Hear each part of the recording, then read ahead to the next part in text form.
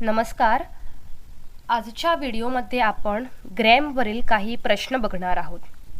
सर्वात प्रथम पहिला प्रश्न आहे, 500 ग्रॅम कांद्याचे वजन हे स्टेपलरचे वजन डॅश आहे. पर्याय आहेत अ पेक्षा जास्त, ब यापैकी एकही नाही, क पेक्षा कमी, ड च्या बरोबरीचे. आता आपल्याला इथे 500 ग्रॅम कांदे हे इमॅजिन करायचं आहे. 500 ग्रॅम कांदे म्हणजे अर्धा किलो कांदे आणि स्टेपलर. एका बाजूला अर्धा किलो कांदे आहेत आणि एका बाजूला स्टेपलर आहेत. तर अर्धा किलो कांद्याचे वजन जास्त असणार की स्टेपलरचे वजन जास्त असणार? कांद्याचे वजन, बरोबर. तर यामधील कोणता पर्याय अचूक आहे? पेक्षा जास्त.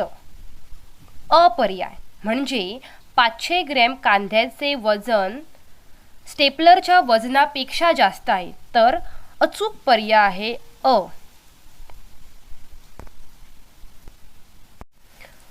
पुढील प्रश्न आहे, खालील आकृतीत दाखविल्याप्रमाणे 2 पेन्सिलचे वजन सुमारे डॅश असू शकते.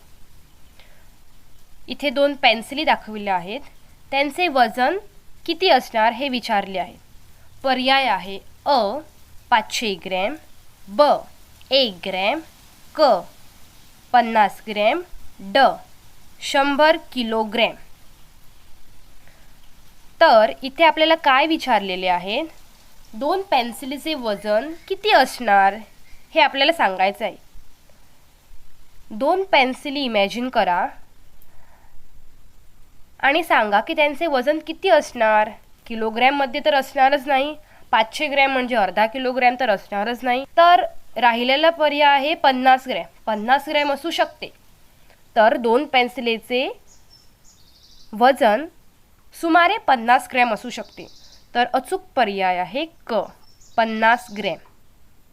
तर असेच नवीन व्हिडिओ पाहण्यासाठी तुम्ही माझ्या चॅनलला सबस्क्राईब करू शकता. धन्यवाद.